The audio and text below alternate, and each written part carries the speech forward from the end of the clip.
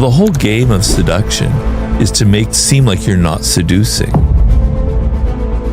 Trying to make them feel brilliant. You're trying to make them feel wonderful and great, not you. Get out of yourself, get out of your world, get out of your own problems, and get inside other people, inside their minds. Ask questions.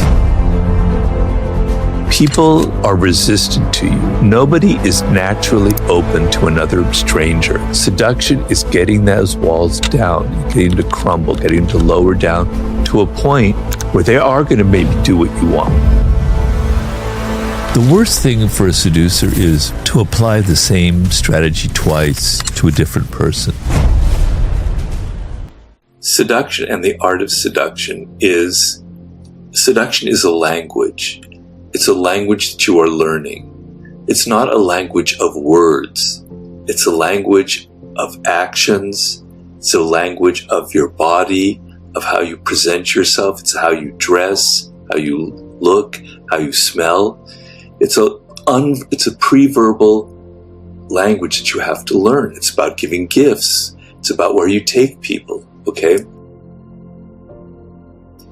So we humans are very attuned to people's nonverbal communication, to their body language. We pick it up. It's the animal part of ourselves, right? And it's very powerful and it's very seductive, okay?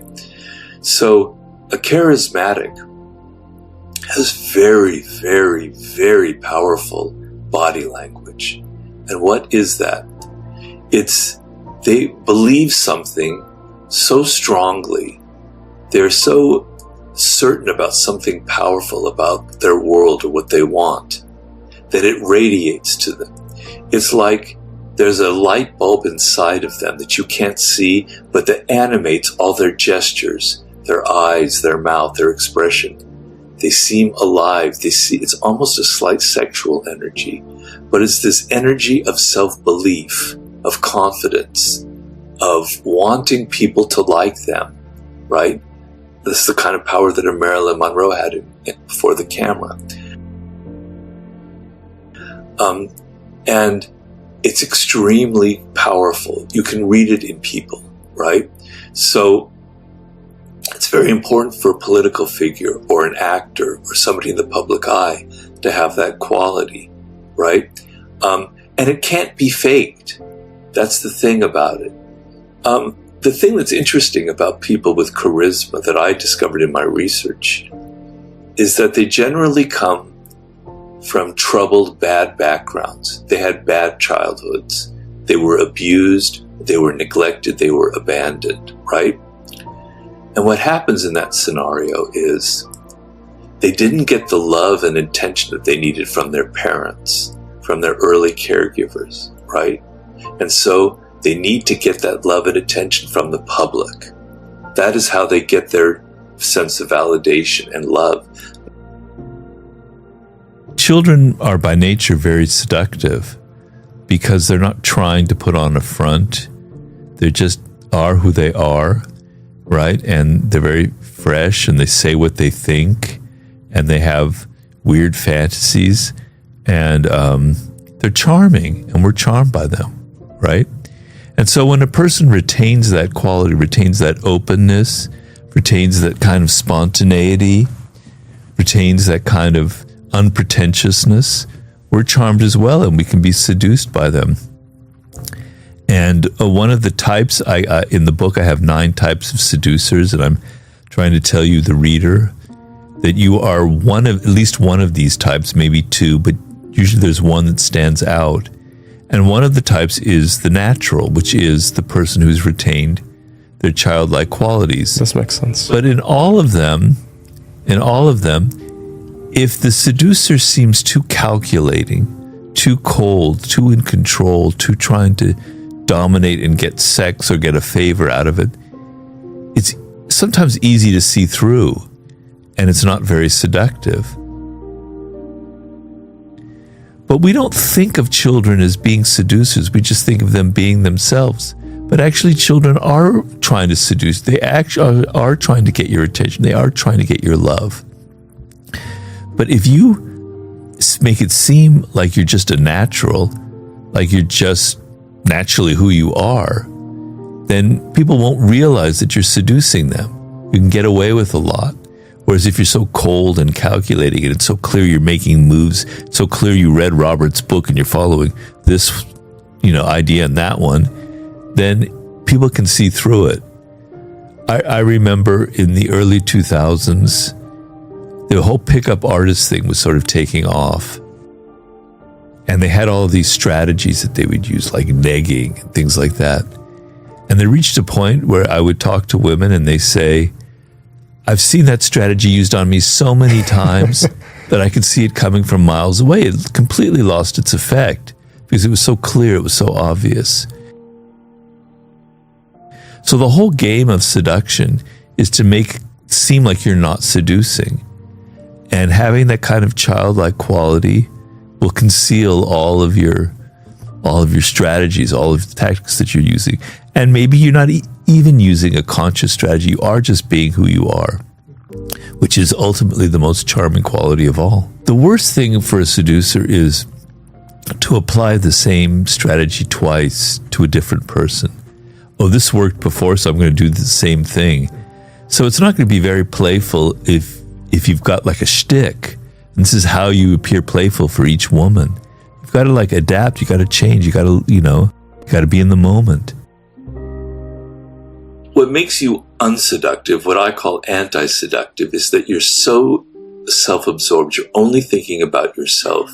You're insecure. You're worried about what people think about you. You're constantly going, am I saying the right things to this woman in the bar? Is she bored?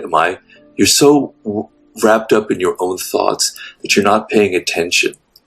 The ability to get outside of yourself, and you can practice this. The problem nowadays is everything is virtual.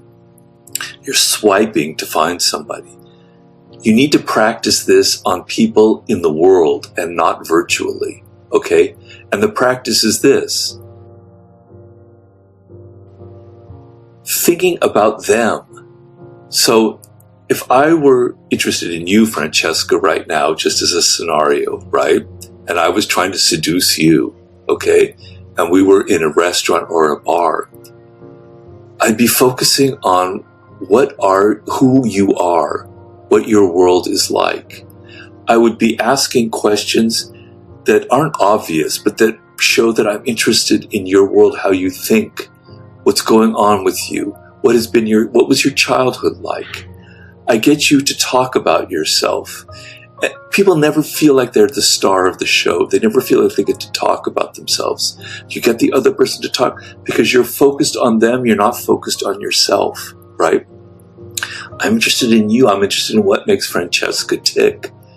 What were her horrible experiences with boyfriends in the past and why? I'm trying to get inside of your world and think like you think so I can understand what it is that you're missing in life, okay? What makes people bad at the game is they can't get inside of other people. They're so locked in their heads. They're can only think about what they need, what they want, what they think is funny or what they think is interesting. But you have to think of what the other person finds interesting.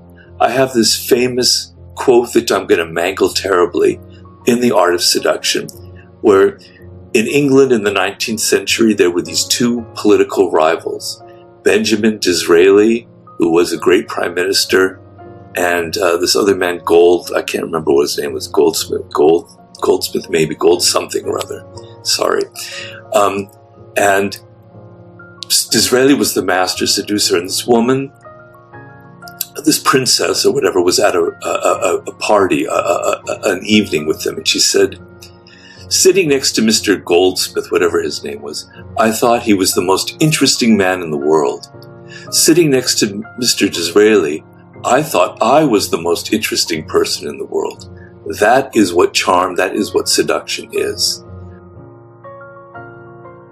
So you're not trying to impress people with how brilliant you are. You're trying to make them feel brilliant. You're trying to make them feel wonderful and great, not you. Get out of yourself, get out of your world, get out of your own problems and get inside other people, inside their minds. Ask questions. And then, this is a very brilliant seduction technique.